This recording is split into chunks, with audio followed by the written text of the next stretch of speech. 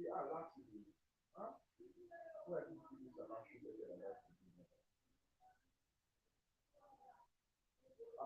you will pick any answer winger, which show person. Now two. I'm Martinelli. Martinelli against Cancelo. I'm Martinelli against Arnold. Martinelli should.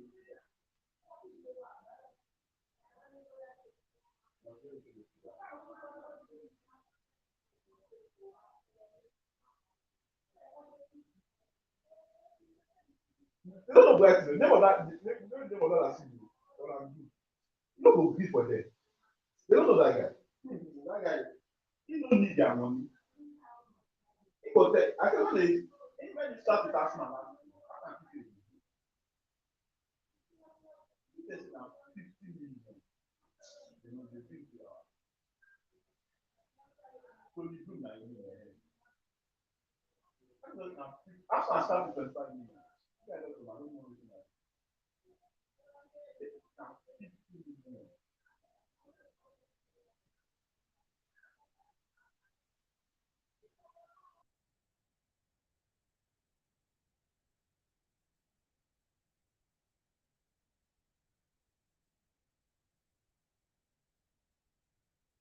Maybe I don't get anything.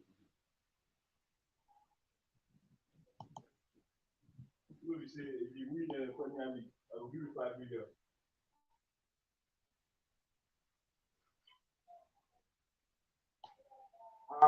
The guy na Ojibaya.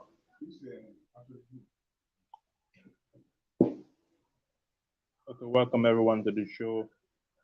We are live. We are live. We are live. Welcome to the preview show. Welcome to the preview show, everyone. Waiting for my guests to join in. Still waiting for my guests to join in.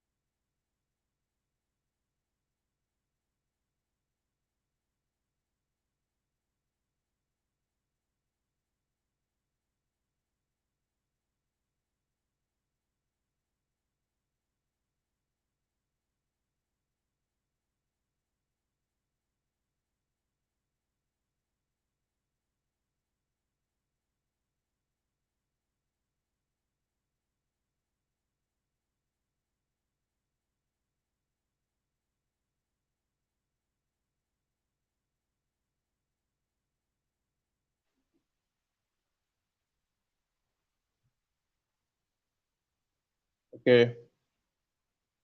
Welcome to the show, guys. Welcome to the show, guys. I'm waiting for my guests to pop in. I'm waiting for all my guests to come in. If you're just joining, this is Complete Football Podcast live preview show. The host, Godwin Odiko, a football coach and a football pundit. Welcome to the show, guys. I'm waiting for my guests to join in the show.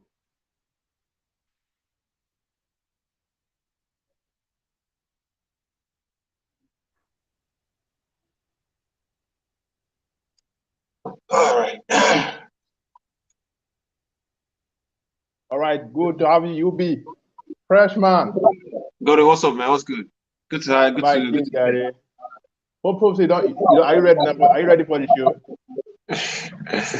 I'm good, man. I'm born ready. All right, what about IBK now? I think it's good. I don't know where he is, man. It's probably somewhere. I don't know. All right, I'm still waiting for I'm waiting for IBK and one other guest. I have yeah. You guys are four on my list, so I'm still waiting for IBK and one other guest to join in. But before that, Oh, let's just start the introduction. So how are you excited about the incoming season, the upcoming? Are you excited? no, of course. You're a football fan, so I'm a huge sports guy. I'm totally ecstatic about it. I'm looking forward to it for at least 70 days. So some of us started. Wow, 70 days. I have Some been of your countdown to 70 days. Yeah, some of us started to count down since June, you know. So Wow. you can imagine that I'm totally excited about it. And look, I can't even wait. I wish today were Friday, Crystal Palace Arsenal. So yeah, but yeah, we have to wait a little bit. So 24 hours, we'll be fine. All right, nice one, nice one, nice one. So just tell the audience, what do you do? Who is UB? Who is UB? To just tell them a brief introduction about yourself. Look, what can I say? My name is UB. And what of it I am. We know you from the Inside Podcast. You're the popular Inside Podcast host. We know you. I uh I run a podcast. Of course, I work in sports broadcast and PR. So that's pretty much it. Just UB.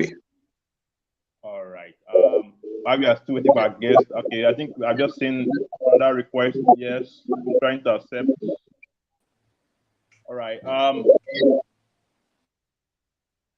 Welcome to the stream, Joshua.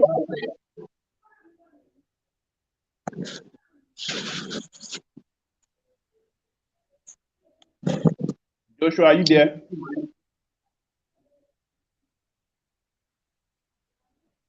I was just wondering, right? I was just wondering why. What's the idea behind using what's the idea behind StreamYard instead of Zoom?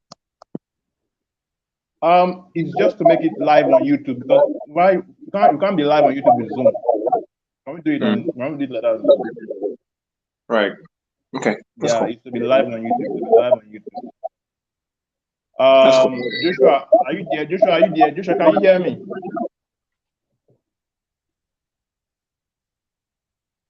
Joshua, are you there?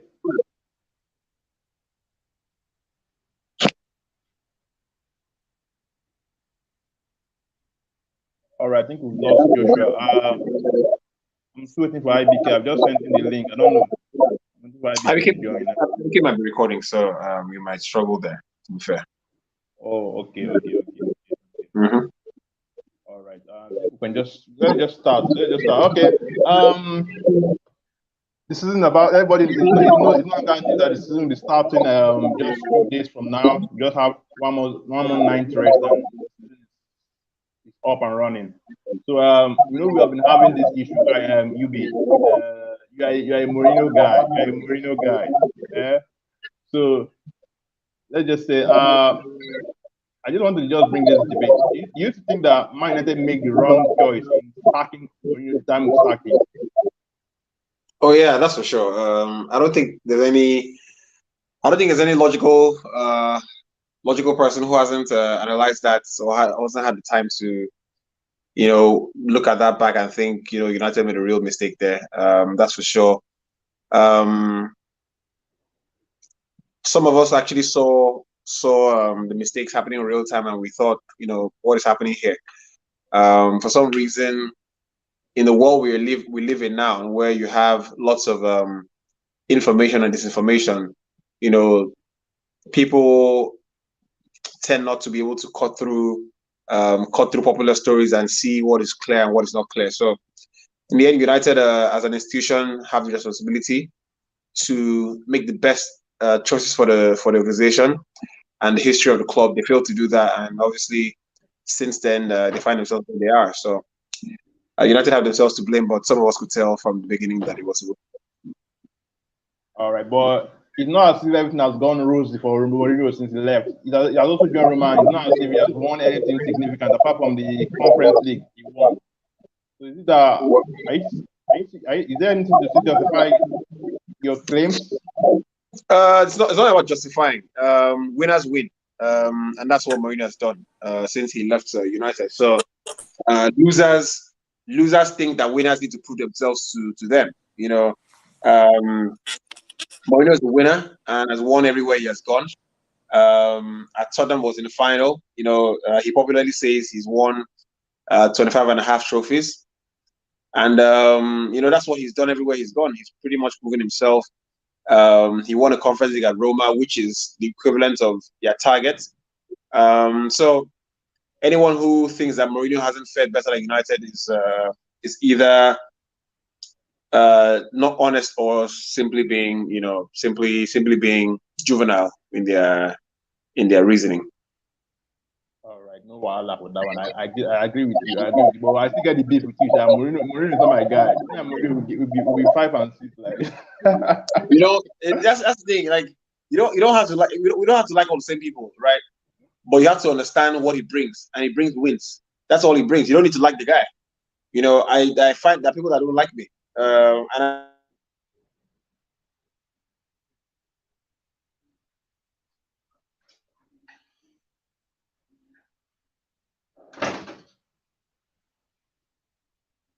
hello, are you there?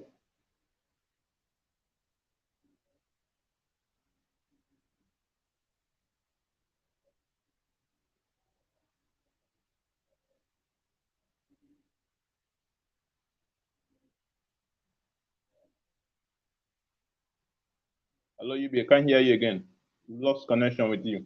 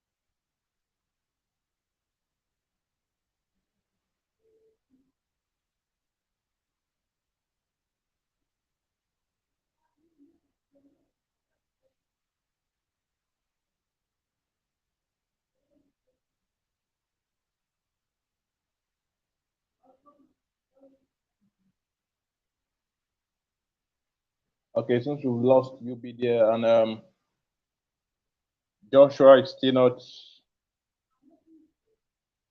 I think Joshua is still having problem with his network. Trying to work out things. Just be patient with us. There's one problem with virtual streaming, man. Network and the Nigerian factor. You just have to be very patient, guys. You just have to be very patient, guys. Um, um, um,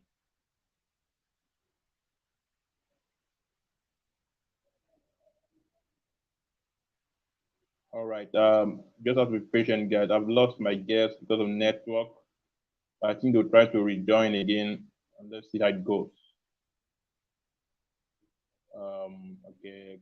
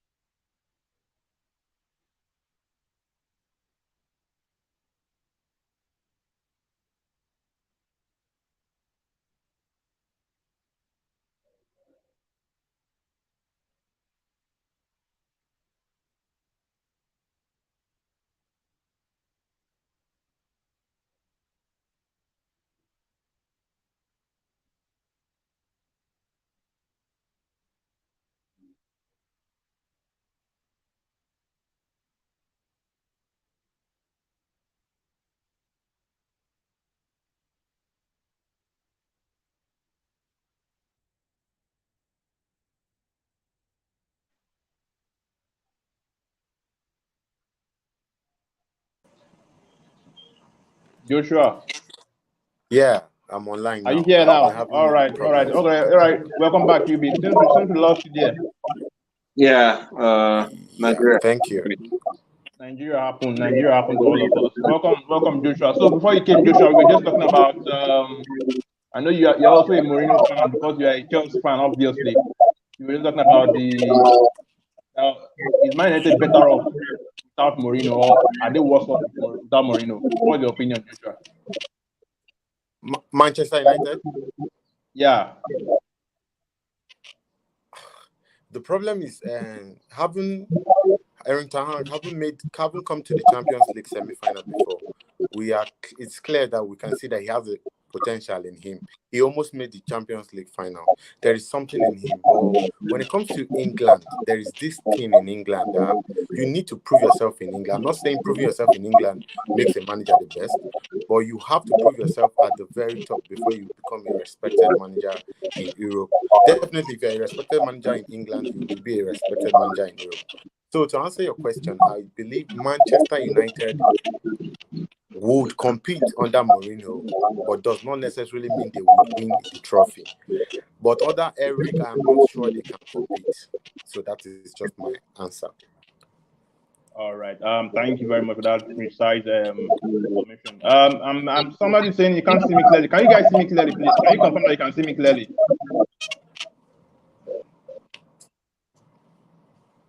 I can see you clearly. I don't know for anybody else. All right, you can you see me clearly? I can't see you clearly. Actually, I can understand what they're saying. It's a bit your lighting is not great. Okay. All right, let me switch on the light. I think it has more to do with your front-facing camera. You could just wipe it a little bit. How about now? Just try cleaning your front-facing camera. You look better. Okay, you look better. Okay. You gotta clean it with your hand now. What kind of person are you? Get a dry cloth and clean it. Let me get something.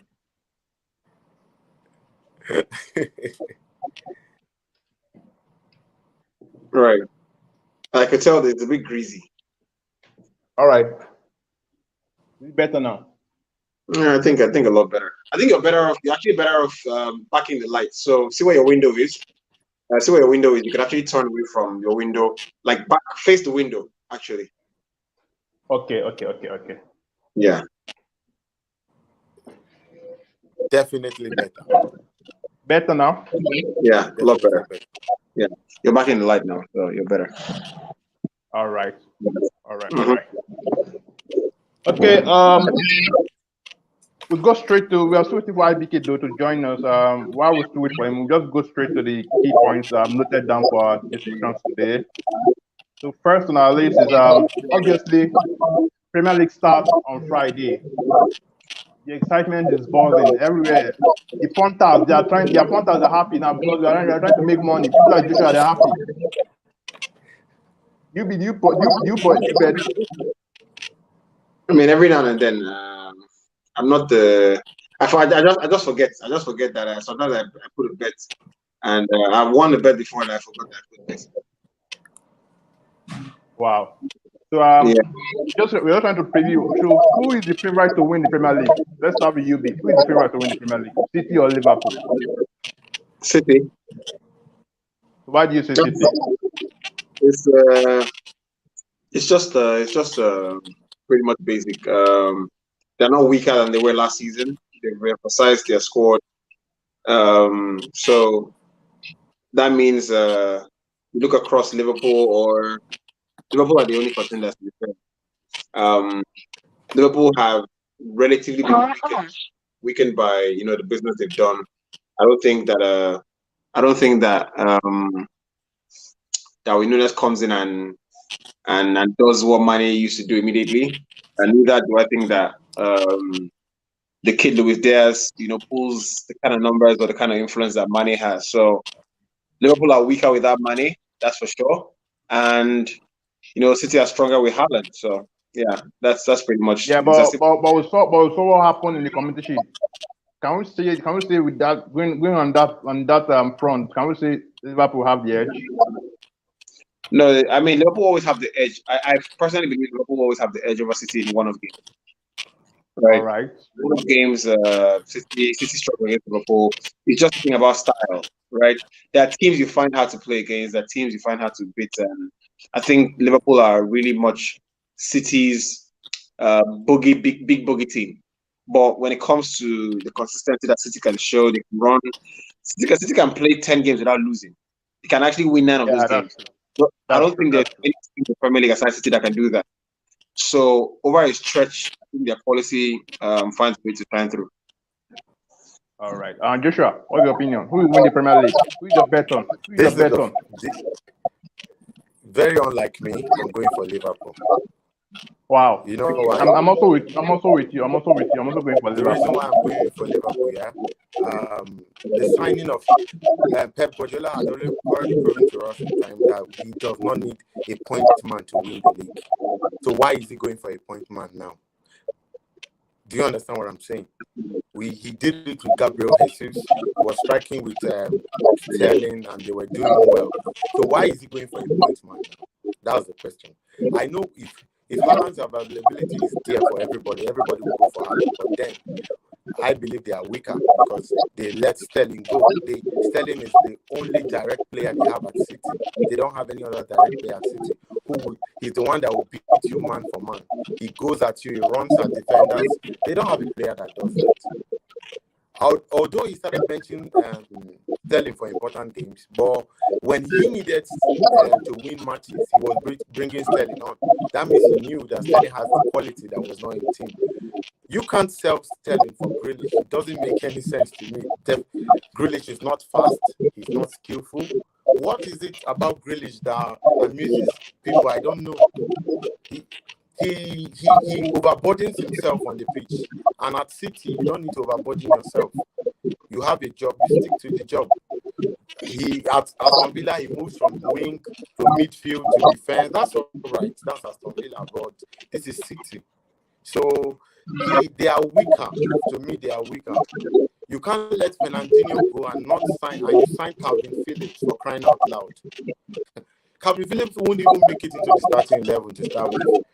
When City were winning games last season, you would find Pep Guardiola bringing on Fernandinho to close out the games. Is it Calvin Phillips that's going to close out games against big teams? Of course not. So definitely, I have a feeling personally that City are weaker. They are weaker. So I'm going for Liverpool. Then the Nunez guy, I don't really know how he is. That's the problem. Letting Mane go, I don't know. That was a big mistake on Liverpool's part, but definitely I think he wanted to go. He wanted a new challenge. I think I watched an interview with BBC. He said he spent 6 years in England. I'll be 8 years, I think he said. So he wants a new challenge, but I am definitely going for Liverpool on this one. I'm sorry, City. I'm going for Liverpool. I'm also with you, Joshua. I'm going for Liverpool. In fact, I think if you look at Liverpool from last season, they actually, if not for, they actually competed for all the trophies, all the major trophies last season, and they were just unlucky not to win the Champions League, and also they just lost the Premier League by a point. So I think with Darwin Núñez, they have that edge, and I think he has proven in the community that he is going to settle in quicker than Haaland. And it's just going to be between both of them. Who is going to settle in faster between the both of them? So I think Darwin Núñez settles in first, and he clicks, and Liverpool are yelling again. And I don't think Man City. I don't just see Man City winning the league this season. It's just going to be difficult for them. I'm even seeing the third fourth in Tottenham. I don't know you, Big. Are you seeing Tottenham also battling for the league this season? Tottenham.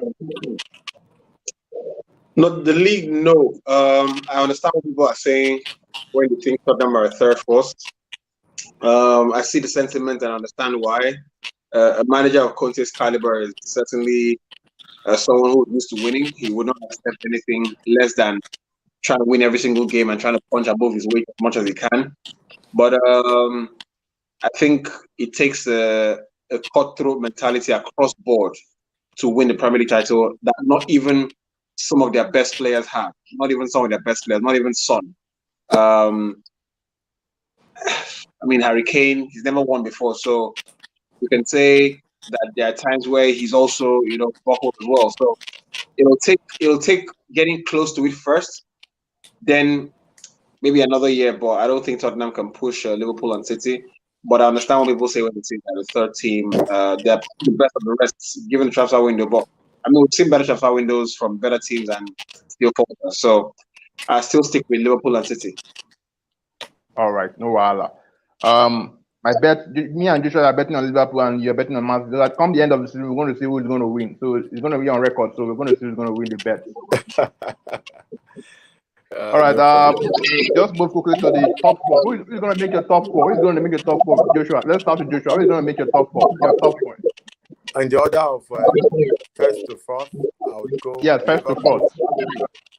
Liverpool, City, Spurs, Chelsea. Wow. So Manchester United are not going to make top four. I'm not entirely convinced yet. So I'm sorry. I'm not convinced. Manchester United. Let's hear yours. They let Nemanja Matic go, let Mata go, let Lingard go, and only signed Christian Eriksen. So I'm not sure. We didn't sign Christian Eriksen. We signed Malaysia. We signed Malaysia. I'm talking about the midfield options now. Midfield options. We signed 3 players now. We signed 3 players, right? You signed who?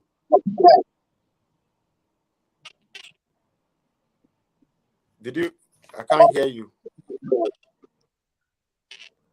I think his network is frozen. Nigeria happened to you.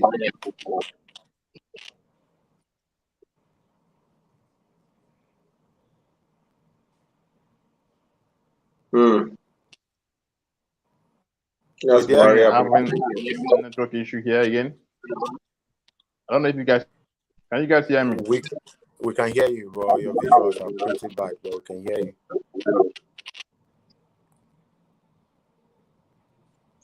You need to climb the top of your roof.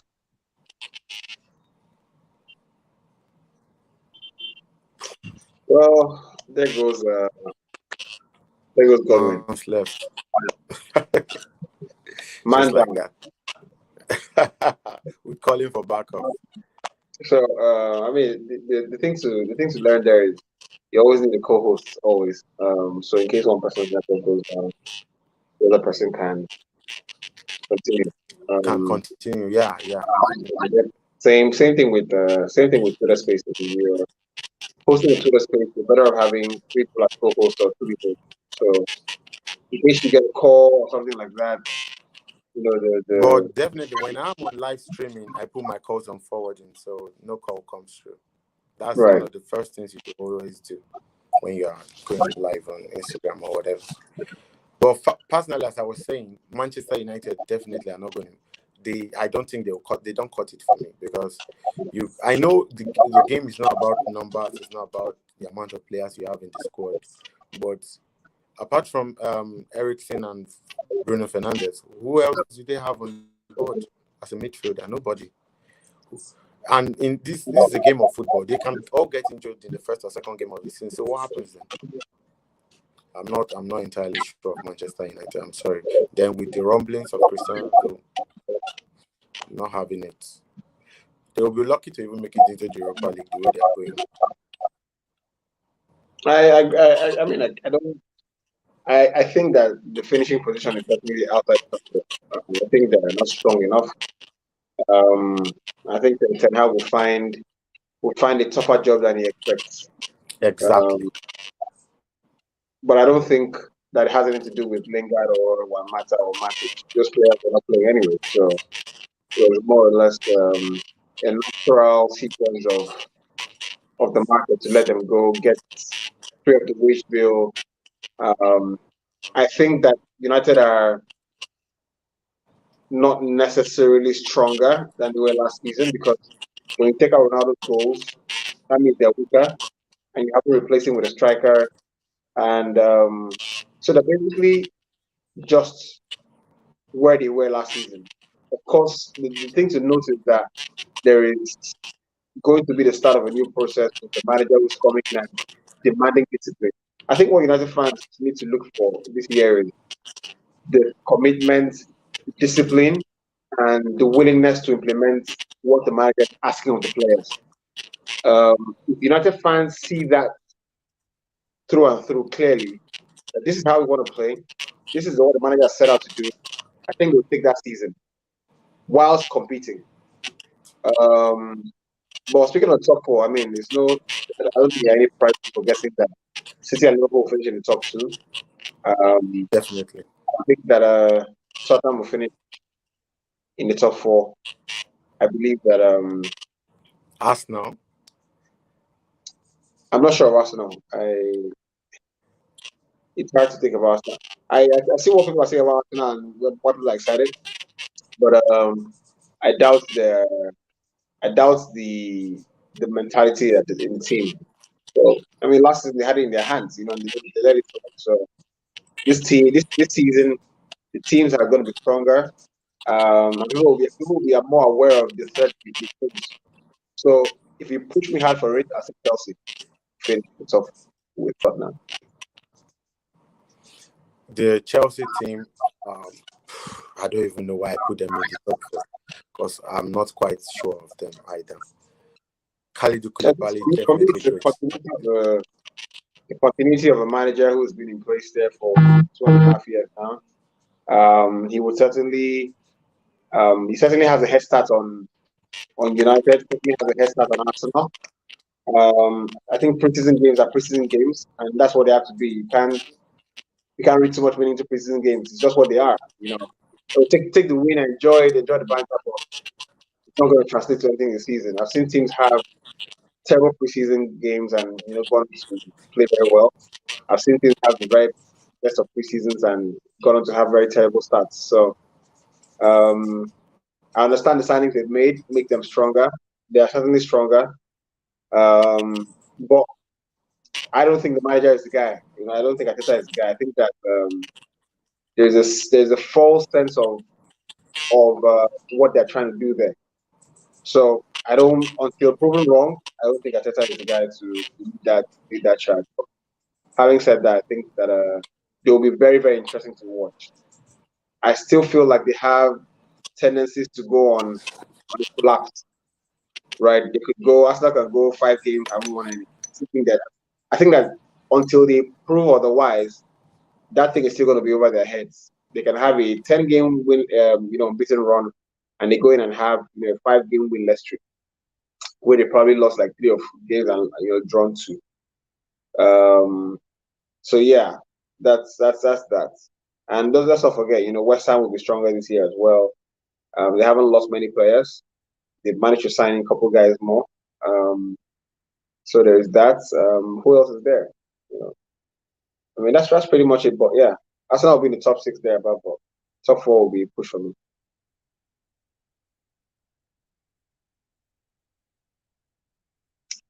Okay, looks like I'm the only one live here. I think I'm just gonna have to wait and see if Godwin rejoins the live, and hopefully we can all get back to the groove of things here, right? So.